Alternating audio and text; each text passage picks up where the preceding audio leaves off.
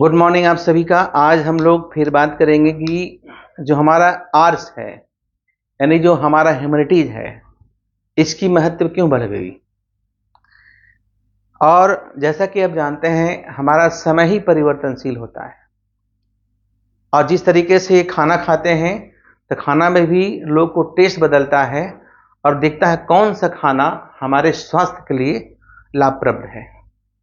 उसी प्रकार से आज के पेरेंट्स और आज के बच्चे ये सोचते हैं कि हम कौन से कोर्स का चयन करें ताकि हमारा समय कम बर्बाद हो और हमारा पैसा कम बर्बाद हो। अब इसके लिए सभी के सामने चॉइस होते हैं और पहले क्या होता था कि बच्चे जो पढ़ते थे वो उनका चॉइस कम होता था और पेरेंट्स का चॉइस ज़्यादा होता था और हवा हवाई ज़्यादा होता था। अब है कि बच्चे का इच्छा है कि हम क्या करें। अगर बच्चे को जाना है साइंस के फील्ड में तो नो डाउट उसको साइंस के फील्ड में जाने देना चाहिए। अगर बच्चे को फील्ड में जाना है कॉमर्स के फील्ड में नो डाउट उसे कॉमर्स के फील्ड में जाने देना चाहिए। लेकिन अगर कोई बच्चा चाहता है कि हम ह्यूमैनिटीज पढ़ें, हम आर्ट्स पढ़ें, तो उसे कभी भी अंडर रेट नहीं करना चाहिए, उसे कभी अंडर एस्टिमेट नहीं करना चाहिए, उसे कभी डिस्करेज ना करना चाहिए। क्योंकि ये फील्ड भले ही आज उभरता हुआ फील्ड आपको लगता है लेकिन इससे पहले और पहले ही ग्रोथ होना चाहिए था। जितने सारे आप बड़े बड़े विद्वान स्कॉलर देखते हैं जो दुनिया में क्रांतिकारी परिवर्तन लाए, वो कार्ल मार्क्स हो, भीमराव अंबेडकर हो, चाहे डॉक्टर राजेंद्र प्रसाद हो, चाहे शेक्सपियर हो, चाहे मिल्टन हो, चाहे फ्रीडमन हो, चाहे मार्शल हो, चाहे एडम स्मिथ हो, इन सभी ने इसी पेपर को पढ़कर देश और दुनिया में क्रांतिकारी परिवर्तन लाए। तो ये जो पेपर्स है इसमें बहुत सारे कैरियर ऑप्शन है, पहले भी मैं बताया हूं। क्योंकि बच्चे 10th के एग्जाम दे रहे हैं, 10th के बाद उन्हें हम सपना है कि हम यूपीएससी में जाएं, हम सिविल सर्विसेज में जाएं, हम जुडिशरी में जाएं, हम मास मीडिया में जाएं, तो उन्हें उस फील्ड में जाने देना चाहिए और उनको अपने आप को और इम्प्रूव करना चाहिए। और जो बच्चे पढ़ने में थोड़ा कमजोर है, जिनका मैथमेटिक्स कमजोर है, साइंस कमजोर है, तो इस फील्ड में भी बहुत कुछ कर सकते हैं। जैसा कि मैं देखिए मैं 2-3 स्लाइड बनाया हूं और आपको बताया हूं कि ह्यूमैनिटीज जो पेपर है ट्रेडिशनली मतलब पारंपरिक रूप से यानी कि पहले जो है इसे क्या किया जाता था, तो इसे अंडर एस्टिमेट किया जाता था। ट्रेडिशनली से हम लोग अंडर रेटेड करते थे, ये अच्छा सब्जेक्ट नहीं है, अच्छा फील्ड नहीं है, with the common person being doubtful. और हमेशा लोग डाउट में रहते थे कि हम इस सब्जेक्ट को पढ़ के क्या करेंगे। पेरेंट्स भी लगते थे हम इस सब्जेक्ट को पढ़ा के बच्चे को क्या करेंगे, उनका भविष्य क्या होगा, उनके सामने अपॉर्चुनिटी क्या होगा, और वो पीछे रह जाएंगे, ऐसा उन्हें लगता था। लेकिन ऐसा सोचना गलत है। अगर आपने आर्ट्स का चयन किया है तो आर्ट्स का पढ़ें। लेकिन फिर भी इसका जो बेनिफिट है मैं बता दूं, ह्यूमैनिटीज का बेनिफिट क्या है कि जो इससे करते हैं उसके लिए आपका जो है ऐसे तो एक समस्या भरा था कि हम आर्ट्स पढ़ के कुछ नहीं कर सकते हैं। लेकिन जो स्टूडेंट ने आर्ट्स का चयन किया है, ह्यूमैनिटीज का चयन किया है, उसके सामने जो है 12 के बाद बहुत सारे ऑप्शंस होते हैं।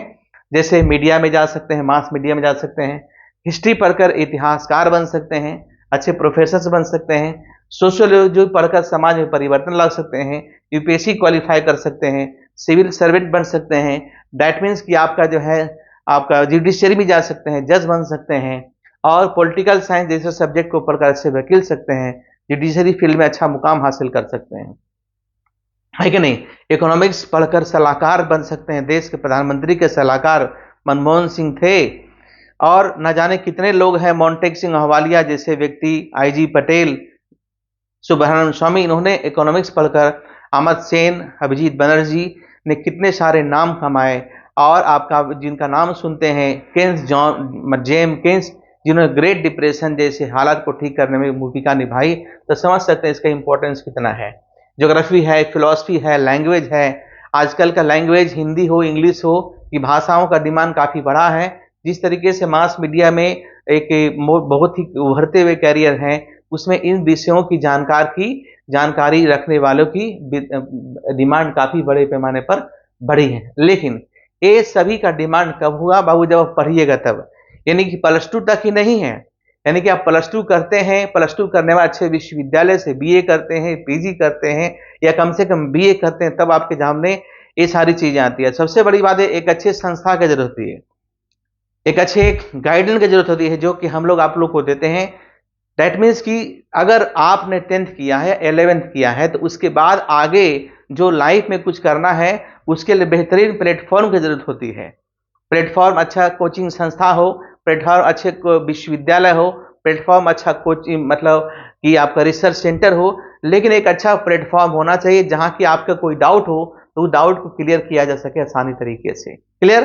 तो चलिए हम आपको कुछ और इसके बारे में बता दें कि यह एक ऐसा डिसिप्लिन है, एक ऐसा स्ट्रीम है, एक ऐसा फील्ड है जिसमें हम लोग क्रिटिकली सोचते हैं, एनालिटिकली किसी चीज को बताते हैं, समान सुधार लाने के क्या उपाय हैं इसके बारे में बताते हैं। तो साथ ही साथ हमारे यहाँ स्टूडेंट का जो डेवलपमेंट है, ओरल ओरल दैट मीन्स एक अच्छा ओरेटर होता है, क्योंकि लाइफ और समाज को आगे बढ़ाने के लिए एक अच्छा ओरेटर की जरूरत है। अगर खूब अच्छे साइंटिस्ट हैं, खूब अच्छे हमारे के कॉमर्स फील्ड में हैं, लेकिन जो उसको चलाने वाली है, संस्था को चलाने वाली है, इंस्टीट्यूशंस को चलाने वाली है, जो यूपीएससी क्वालिफाई करते हैं, उसमें से सबसे अधिक विद्यार्थी इसी फील्ड को होते हैं या साइंस के विद्यार्थी भी होते हैं, तो उनको ये सारी चीजें पढ़नी होती है।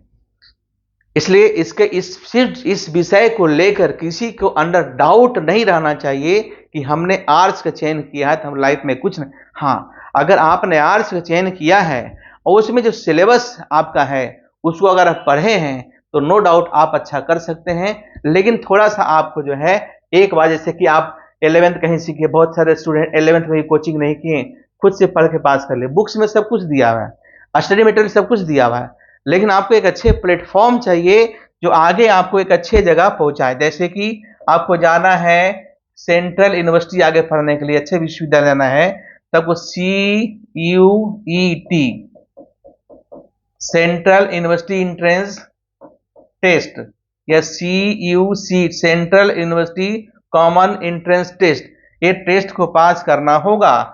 दैट मीन्स कि मैट्रिक तक जो पढ़े हैं उसको भी संभाल के रखिए, कम से कम मैथमेटिक्स वाले पेपर को, क्योंकि थोड़ा सा मैथ की जरूरत होगा, थोड़ा सा रीजनिंग की जरूरत होगा।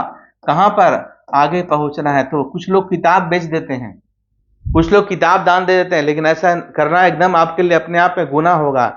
इसलिए यदि आपने पढ़ा है 10th तक तो उसको संभाल कर रखिए, और आगे लाइफ में कुछ करना है तो आज का चयन किए हैं तो आज के विषयों को पढ़िए। साथ ही साथ कुछ न्यूज पेपर पढ़ें, कुछ जर्नल पढ़ें, कुछ अच्छे नोवेल पढ़ें।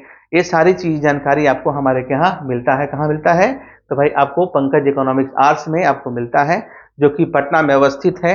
हजारों बच्चे हर साल यहाँ से पढ़ के निकलते हैं और अच्छे कुछ करते हैं। लेकिन लाइफ में हमेशा एक बात याद रखिए कि यदि आप पढ़ते हैं, लिखते हैं, तो आप अपने आप को प्राउड कभी नहीं कीजिए कि हमसे बेहतरीन कोई नहीं हो सकता। कोई व्यक्ति, आज आप कुछ नहीं जानते हैं, कल हो क्या बहुत यहाँ जानते हैं, लेकिन किसी किसी में प्राउड हो जाता है हम बहुत कुछ जानते हैं। ये जिसके अंदर ये प्राउड हो गया तो लाइफ में कभी कुछ कर नहीं पाते हैं, क्योंकि लाइफ में कुछ करना है तो आप अपने आप को संभाल कर रखिए, जहां पर आपको बोलना वहीं पर बोले। और ये विषय जो है, और धीरे धीरे इस विषय का डिमांड इसलिए बढ़ रही है क्योंकि इसमें बच्चों का इंटरेस्ट बढ़ा है। पहले भी विषय पढ़ने के लिए था, लेकिन पहले लोग इसको पढ़ते नहीं थे, लोग डिग्रियां हासिल करते थे। लेकिन अगर इस विषय को लिए हैं तो इसको पढ़िए, इसकी बुक्स को पढ़िए, एनसीईआरटी को पढ़िए, रेफरेंस बुक को पढ़िए, प्रीवियस ईयर क्वेश्चंस को बनाइए, तब आपको इस विषय को भी पढ़ने में इंटरेस्ट जगेगा। Thank you.